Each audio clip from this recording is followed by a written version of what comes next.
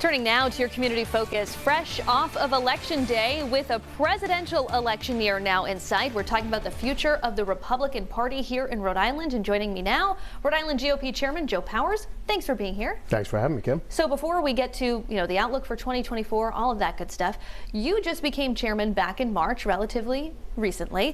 What have you learned so far in the role? Well, I've learned that there's plenty of work that needs to get done, and there's a lot of work that actually is getting done behind the scenes that most people don't know about. It's a 80+ hour a week job. Wow. That is required to make sure we keep everything up and running. We can't do what we do unless we have the people that we have already in place, and there's a lot of work that goes into this thing that people just don't get to see, and I'm okay with that. We're the behind the scenes people. Okay. Building it up. So take us behind the scenes a little bit. The Republican Party has struggled in recent years especially to get some traction with their candidates. Let's talk about Alan Fung in Congressional District 2 last year. Didn't work. Gary Leonard got just over a third of the vote on Tuesday. Ashley Kalis got less than 40% of the vote in 2022 against Governor Dan McKee. How do you get Republican candidates to start winning again in Rhode Island? Well, that's a great question. If you have that formula, be sure to let me know. But it's always been a challenge for Republicans to get elected in Rhode Island. However, it's not impossible.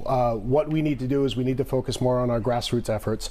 We need to be more involved with the communities, and then focusing on candidates who are actually going to kind of align themselves with the voters of Rhode Island, kind of get more towards the middle of what it is we need to do in order to make Rhode Island actually thrive again. And that's what we're focusing on right now, is to get those candidates in. And we're doing a more comprehensive search, more comprehensive interview process, where we're actually going to be bringing in people who are ready for the challenge and ready to step up. And then our job is to make sure they're prepared to do so. Yeah, do you think the national Republican Party platform is at odds with the more local Rhode Island Republican identity? I wouldn't say at odds. I mean, our focus is primarily on the state of Rhode Island as a whole, and yes, there is an effect from the national, and yeah, there can be some pressure that comes down to it, but that's my job, is to kind of differentiate between the two and get people to focus on what's good for Rhode Island and how we can affect what's going on here. If we don't work on what's here good in Rhode Island, we can't affect anything that's going to happen in D.C. I was looking at the Secretary of State's website just before this. There are only 13% registered Republicans in Rhode Island, 13 or 14%. 46% in Rhode Island are unaffiliated. Yeah. What's your message to those people at home who say, I'm an independent? How do you get them to come to the GOP? So that's what we're working on right now. And you're right, there's quite a few people who are unaffiliated, as we refer to.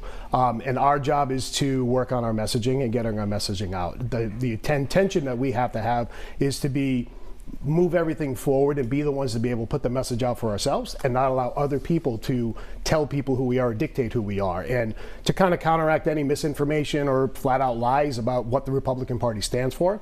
And that's what's going to get people to actually want to come on board, and that is our target. It's the unaffiliated independent voter, the person who kind of sits in the middle, and they're going to realize that we're not as that far right as everyone keeps saying, that whole extreme thing, and that's where we got to get away from. We got to get away from people dictating who we are and having our narrative and tell our own story. All right, Rhode Island GOP Chairman Joe Powers, that's all the time that we have, but thanks so much for being here at 4. Absolutely.